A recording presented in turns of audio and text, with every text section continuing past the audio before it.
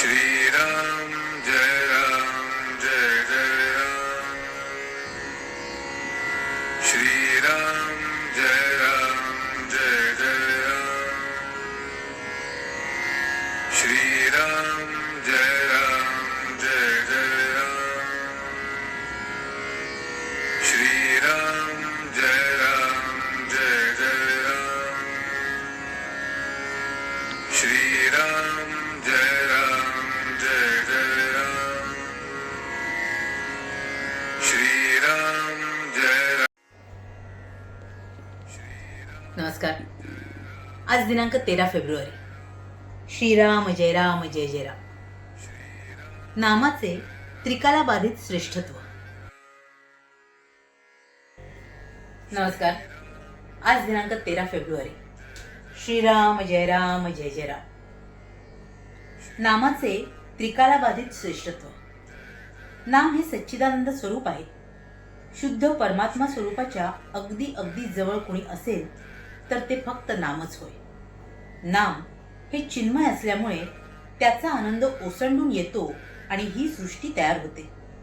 अनेक रूपे घडविणे, ती मोडणे आणि नवीन तयार करणे, पण आपण स्वतः मात्र मूळ स्वरूपाने राहणे ही केवढी विलक्षण लीला आहे. खरोखर तुम्हाला मी काय सांगू.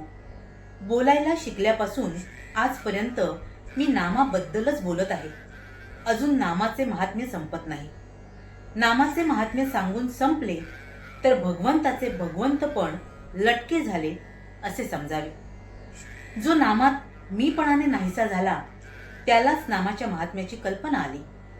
असा पुरुष नामाविषयी मौन तरी धरील, कारण त्याचे महात्म्य कोणालाच सांगता येणार नाही, किंवा शेवटच्या श्वासापर्यंत नामाचे महात्म्य सांगत राहील, कारण ते कितीही सांगितले तरी संपणारच नाही आणि कितीही ऐकले तरी तृप्ती होणार नाही. नामाने सर्व पापे नाहीशी होतात. भगवंताला विसरणे हे सर्वात मोठे पाप आहे. नामाने भगवंताचे स्मरण होते. नाम हे वेदांपेक्षाही श्रेष्ठ आहे. कसे ते पहा. वेदाध्ययनापासून फायदा होण्यासाठी 4 वेदांचा अभ्यास करणे जरूर आहे. त्यासाठी पुष्कळ वेळ आणि श्रम लागतात. नामाला श्रम नाहीत.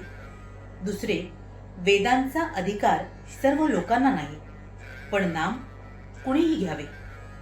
वेदांच्या मंत्रांचा आरंभ ओंकारानेच होतो, म्हणून वेदारंभी देखील नामच आहे. नाम हे तीर्थयात्रेपेक्षाही श्रेष्ठ आहे. अंतरंगामध्ये बदल होण्यासाठी यात्रा करायची असते, पण त्याला श्रम, पैसा, प्रकृती वगैरे गोष्टी अनुकूल असाव्या लागतात.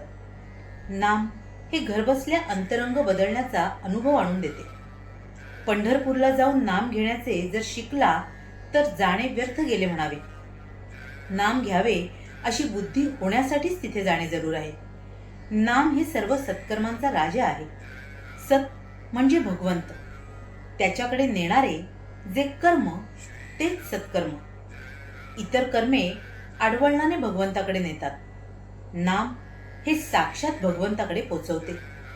नामाने भवरोग नाहीसा होतो. भव म्हणजे विषय. विषयांची आसक्ती असणे हा सर्व रोगांचा पाया आहे. नाम घेतल्याने भगवंताकडे प्रेम लागते आणि इतर ठिकाणची आसक्ती सुटते. नामाने सर्व दुःखे नाहीशी होतात, कारण या दुःखांचे मूळ विषयांच्या आसक्तीमध्ये आहे आणि नामाने ती आपोआप सुटते, म्हणून दुःख नाहीसे होते. शिवाय भगवंत हा आनंदरूप असल्याने त्याला नामाने घट्ट धरला की दुःख त्या ठिकाणी कसे राहू शकेल. प्रत्येक मनुष्याने भगवंताचे नाम घ्यावे, त्याचे ध्यान करावे, त्याच्या स्मरणात राहावे आणि आपल्या जन्माचे सार्थक करून घ्यावे. श्रीराम जय जय राम. महाराज इथे आपल्याला नाम हे सगळ्यात श्रेष्ठ कसं आहे त्याबद्दल सांगतायत. महाराज म्हणतात की वेदांपेक्षाही नाम श्रेष्ठ आहे. इतर कुठल्याही साधनापेक्षा नाम हे सर्वात श्रेष्ठ आहे, कारण नाम हे आपल्याला साक्षात भगवंताकडे घेऊन जात असतं. इतर साधनं कदाचित कठीण असतात, त्याच्यात श्रम आणि इतर गोष्टींचा समावेश असावा लागतो, पण नामाबाबतीत मात्र तसं नाही. ते अगदी सरळपणे आपल्याला भगवंताशी जोडून देत असतं, अगदी विनासायास. पण त्यासाठी आपल्याला त्याच्यावर पूर्ण श्रद्धा ठेवावी लागते. मुळात नाम काय करतं तर आपल्याला विषयांची जी आसक्ती आहे त्यातून मुक्त करत असतं. आणि एकदा का विषयांच्या आसक्तीतून आपण मुक्त झालो की आपल्याला इतर कोणत्याही गोष्टींचं भान उरत नाही किंवा त्याविषयी कोणतीही लोभ हा उरत नाही. आणि त्यामुळे आपण कायम भगवंताच्या स्मरणात राहतो. आणि मग जी गोष्ट भगवंताच्या स्मरणात होते त्यात असतो तो केवळ आनंद. आणि म्हणूनच असा हा निर्भेळ आनंद मिळवण्यासाठी आपण आपल्या गुरूंकडे हीच प्रार्थना करूया की आपण सातत्याने हे नाम घेत राहू आणि आपल्या भगवंताशी जोडले जाऊ. तुम्हा साऱ्यांसाठीच खूप सारे गुरु ब्लेसिंग्स. श्री स्वामी समर्थ. जय गुरुदेव.